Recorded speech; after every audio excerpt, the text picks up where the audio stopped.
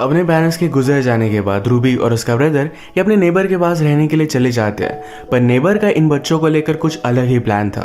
Hello friends, आज मैं आपको द ग्लास डोर एक हॉलीवुड मिस्ट्री मूवी एक्सप्लेन करने वाला हूँ। इसके ट्विस्ट एंड टर्न्स आपको हमेशा आपकी सीट के एज पर रखेंगे, तो अंत तक इस वीडियो को जरूर देखिएगा। अगर आपको वीडियो अच्छा लगता है तो प्लीज इसे लाइक और कमेंट जरूर कर दीजिए। अब बिना किसी देरी के एक्सप्लेनेशन स्टार्ट करते हैं। मूवी स्टार्ट होती है और हम हमारी मेन कैरेक्टर रूबी को अपने फ्रेंड्स के साथ देखते हैं। आज उसके पेरेंट्स बाहर गए थे तो वो भी अपने फ्रेंड्स के साथ मूवी देखने के लिए चली गई थी। अगली सुबह उसके पेरेंट्स इस पर डिस्कस करते हैं। रूबी एक्चुअल में बहुत ही लेट घर पर आई थी, जो गलत था।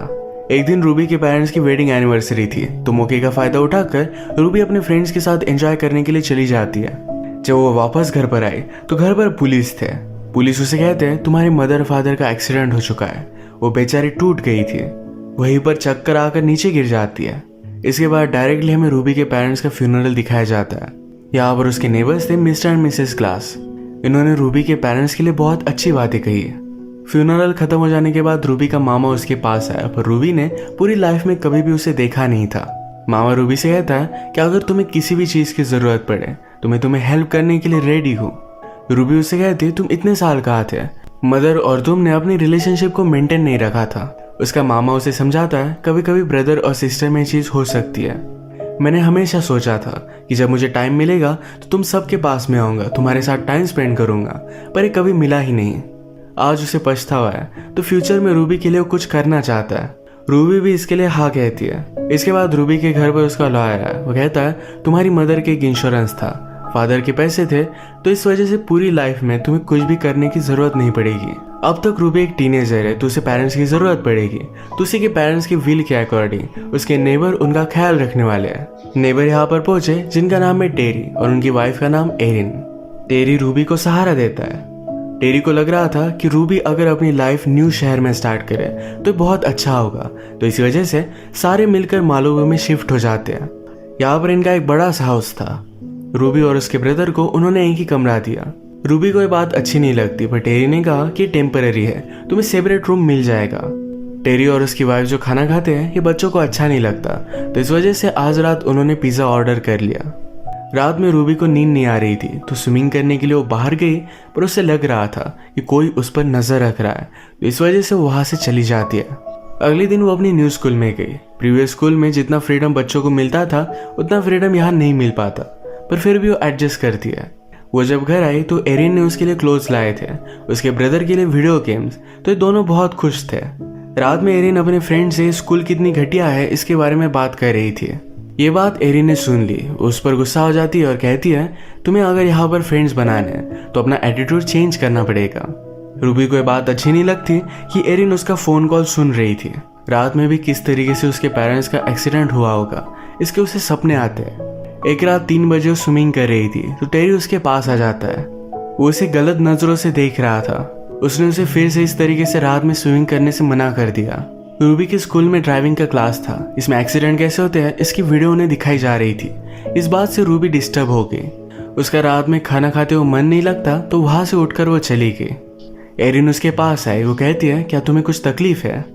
रूबी ने कहा कि मुझे जरा बीमार लग रहा है, तो एरिन अपने रूम में जाकर बहुत सारी दवाइयों में से एक मेडिसिन उसे दे देती है। रूबी वंडर करती है कि इतनी सारे पिल्स क्या काम किया। आज रात रूबी को बेहोशी की तरह नींद आई। फिर से बीच रात में उठ गई थी, तो उसने नोटिस किया टेरी और उसकी वाइफ दोनों झगड़ रहे हैं। टेरी भी रूबी को नीचे देख लेता है।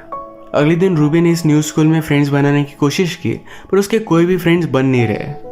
आज रात टेरी उसके पास आया और कहता है कि मेरी हॉलीवुड में एक पार्टी है, क्या तुम मेरे साथ चलोगी? रूबी उसे मना करने की कोशिश करती है, पर टेरी मानता नहीं। जब वे दोनों वहां पर जा रहे थे तो टेरी ने अपना माइंड चेंज कर लिया। वो रूबी को एक जगह पर डिनर करने के लिए लेकर आता है। उसने उसे समझाया कि कल रात तुमने जो भी देखा, ये हस्बैंड वाइफ में झगड़े तो चलते ही रहते हैं। कभी कभी एरिन के साथ रहना ये लोनली हो सकता है। फिर से घर वापस आते वक्त टेरी बहुत ही फास्ट गाड़ी चला रहा था। रूबी उसे स्लो करने के लिए कहती है तो रोक लेता है। वो उसके बहुत ही पास आ गया था। रूबी डर गई तो अपना माइंड चेंज कर सिर्फ उसका सीट बेल्ट वो लगा देता है। घर आने पर रूबी नोटिस करती है कि एरिन खुद को सिरिंज लगा रही थी। ये सब बातें रूबी को बहुत गलत लगी, तो डायरेक्टली अपनी सिटी में आकर लॉयर से वो बात करती है। लॉयर को लगता है कि शायद रूबी को कुछ मिसअंडरस्टैंडिंग हुई। उसने रूबी को समझाने की कोशिश की कि अगर टेरी के साथ तुम नहीं रह पाए तो तुम्हें गवर्नमेंट की अलग अलग फैमिलीज में जाना पड़ेगा, जो तुम्हारे लिए सही नहीं होगा। जो हेल्प रूबी को चाहिए थी ये नहीं मिल पाती, पर फिर भी लॉयर कुछ करने वाला था। रूबी के जाते ही लॉयर टेरी को कॉल कर सब कुछ बता देता है। घर आने पर टेरी और एरिन ने उसे बात करते हैं। एरिन ने कहा कि मुझे डायबिटीज की बीमारी है। कल जब मैं इंजेक्शन लगा रही थी तो डायबिटीज की मेडिसिन ले रही थी। रूबी को भी उन पर बिल्ली हो जाता है। नेक्स्ट सीन में रूबी अपने स्कूल में ड्राइविंग की क्लास ले रही थी। ये उसके लिए बहुत ही हार्ड था। एक दिन वो टेरी से मिलने के लिए उसके ऑफिस में जाती है। टेरी के साथ कुछ लोग थे जो उसे धमका रहे थे। उन्होंने उसे मारने की भी कोशिश की। रूबी ये देखकर डर गई और नीचे वर्कशॉप में आई। यहाँ पर उसने नोटिस किया कि उसकी पेरेंट्स की कार है। इन रियलिटी एक्सीडेंट में उसे बर्बाद हो जाना चाहिए था। घर जाते वक्त टेरी रूबी को समझाता है कि बिजनेस है, बिजनेस में कभी कभी इस तरीके की चीजें होती रहती है, इस बात से तुम डरना मत। रात में रूबी ने अपने पेरेंट्स की डेथ की न्यूज निकाली। उसे पता चलता है कि जब उनकी डेथ हुई थी वो BMW चला रहे थे, पर उसके पेरेंट्स के पास तो BMW थी ही नहीं। उसने लॉयर को कॉल किया और कहा कि मेरे पेरेंट्स किसकी कार चला रहे थे, इसके बारे में जरा इन्फॉर्मेशन निकालो। आज रात रूबी को एक ऐसे कंप्लीट करना था, पर वो वैसे ही सो गई। टेरी ये चीज नोटिस करता है और रात में उसने पूरा ऐसे लिख डाला। सुबह जब रूबी ये नोटिस करती है तो उसे बहुत अच्छा लगता है। नेक्स्ट सीन में हम देखते हैं रूबी को उसके स्कूल में मिलने के लिए उसकी सोशल वर्कर आई हुई थी। रूबी के लॉयर ने उसे भेजा हुआ था। सोशल वर्कर को जब पता चला कि रूबी और उसका ब्रदर एक ही रूम में रहते हैं तो उसे गलत लगा। अब वो इंस्पेक्शन के लिए आने वाली थी। इवनिंग में इंस्पेक्शन के लिए जब वो उनके घर पर पहुंची तो टेरी ने ऑलरेडी इनके रूम अलग अलग कर दिए थे। रूबी का ब्रदर भी टेरी के बारे में बहुत अच्छी चीजें कहता है। सोशल वर्कर को छोड़ने के लिए सब लोग जब बाहर गए तो रूबी ने ट्रैश कैन में नोटिस किया कि उसके कॉलेज का लेटर था। टेरी ने रूबी के कॉलेज को कैंसिल कर दिया और उसके सारे पैसे फिर से वापस ले लिए थे। रूबी को उसके मामा का भी लेटर आया था, ये उन्होंने उसे दिखाया ही नहीं। ये सब बातें रूबी को बहुत ही सस्पिशियस लगी। रात में ईमेल से अपने लॉयर को कांटेक्ट करने की वो कोशिश करती है, पर टेरी ने उसका अकाउंट बंद करवा दिया था। रूबी नोटिस करती है कि टेरी जरा डिस्टर्ब है और फोन पर बात कर रहा है, तो वो नीचे आके उसकी सारी कन्वर्सेशन सुन रही थी। टेरी फोन पर बता रहा था कि मैं आपके सारे पैसे वापस कर दूंगा। एक्चुअल में मेरा एक बिजनेस पार्टनर था, उसने मुझे धोखा दिया, पर अब मेरे पास बहुत सारे पैसे हैं, मैं थोड़े थोड़े कर आपके सारे पैसे दे दूंगा। अभी मैं $30,000 भेज रहा हूँ। ये वही $30,000 थे जो रूबी के कॉलेज से वापस आए थे, यानी कि वो सारे पैसे उसी से लूट रहा है। अगले दिन रूबी को उसके लॉयर का स्कूल में कॉल आया। उसने कहा कि जो गाड़ी तुम्हारे पेरेंट्स चला रहे थे ये एक्चुअल में टेरी की थी। अब रूबी का सारा शक टेरी पर ही था। टेरी ने रूबी का जो ऐसे लिखा था ये भी कॉपी कर लिखा था। ये बात स्कूल में पकड़ी जाती है। इसके पीछे भी टेरी ही था। अब रूबी को पता था कि वो डेंजर में है, इस घर में वो नहीं रह सकती। बीच रात छुपके से जाकर टेरी की गाड़ी वो चोरी कर लेती है। अपने ब्रदर को उसने उठाया और गाड़ी में बैठ गई। उसे सही से चलानी आती नहीं थी, पर फिर भी वो वहां से निकल गई। नीचे गाड़ी का आवाज सुनकर टेरी भी जग जाता है। वो उनका पीछा करने लग गया। रूबी को एक चेक पोस्ट पर पुलिस ने रोक लिया। तभी वहां पर टेरी आ गया और इन दोनों को घर लेकर जाता है। रूबी टेरी से कहती है तुमने मेरे पेरेंट्स को मार दिया। टेरी कहता है कि ऐसा कुछ भी नहीं हुआ था, उनकी एनिवर्सरी थी तो इस वजह से सिर्फ मैंने एक अच्छी कार उन्हें दे दी थी। रूबी अब उसके साथ नहीं रहना चाहती थी। वो यहाँ से निकलने की बहुत कोशिश करती है, पर घर पर आने के बाद एरिन ने उसे सिरिंज लगाकर बेहोश कर दिया। अगले दिन टेरी रूबी के बैंक में गया। वहां से और भी पैसे वो ऐंठने की कोशिश करता है, पर बैंक को पता चल चुका था कि उसने ऑलरेडी $30,000 की चोरी की है। वो उसके अकाउंट को ब्लॉक कर देते हैं। इस बात से वो बहुत डिस्टर्ब हो गया।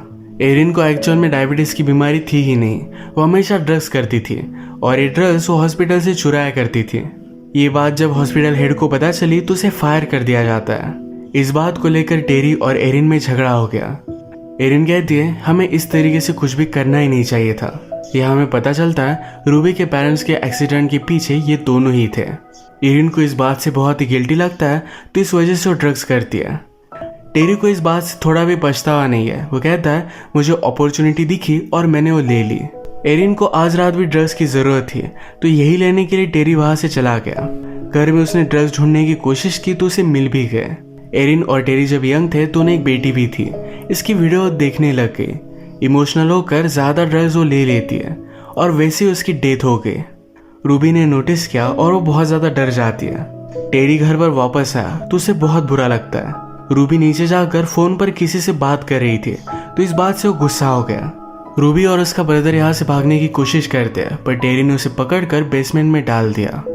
बेसमेंट से इन्होंने निकलने की कोशिश की। एक वेंट था जहाँ से निकल सकते थे। टेरी घर से बाहर जाने वाला था पर वो अपना माइंड चेंज कर लेता है और घर में आकर ड्रिंक कर सो जाता है। स्लोली ये दोनों घर से बाहर आ गए। टेरी की गाड़ी की चाबी लेकर वो भागने वाले थे तभी इनका लॉयर यहाँ पर आ गया। वो टेरी से कहता है कि तुमने सब कुछ बर्बाद कर दिया है, बैंक ने भी तुम्हें ब्लॉक कर दिया है। मुझे लगता है कि यहाँ पर कुछ ना कुछ तो गड़बड़ चल रही है। ये दोनों बात ही कर रहे थे तभी टेरी से पैसे वसूलने के लिए गैंगस्टर वहां पर पहुंच जाते हैं।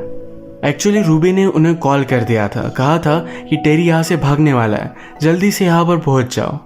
वो अब टेरी को मारते हैं पर उसने कहा कि लॉयर मेरा बिजनेस पार्टनर है, इसी ने सारे पैसे चुराए हुए थे। लॉयर इस बात से डर जाता है, कहता है इस बात से मेरा कोई भी लेना देना नहीं। वो यहाँ से जाना चाहता था पर गैंगस्टर ने उसे मार डाला। अब ये गुंडे मिलकर टेरी को लेकर जा रहे थे। रूबी ने ऑलरेडी टेरी की गाड़ी के ब्रेक्स निकाल लिए थे। इनकी गाड़ी आउट ऑफ कंट्रोल हो गई और रोड पर इनका एक्सीडेंट हो गया। रूबी और टेरी रास्ते से जा रहे थे तो एक पुलिस उन्हें हेल्प करता है।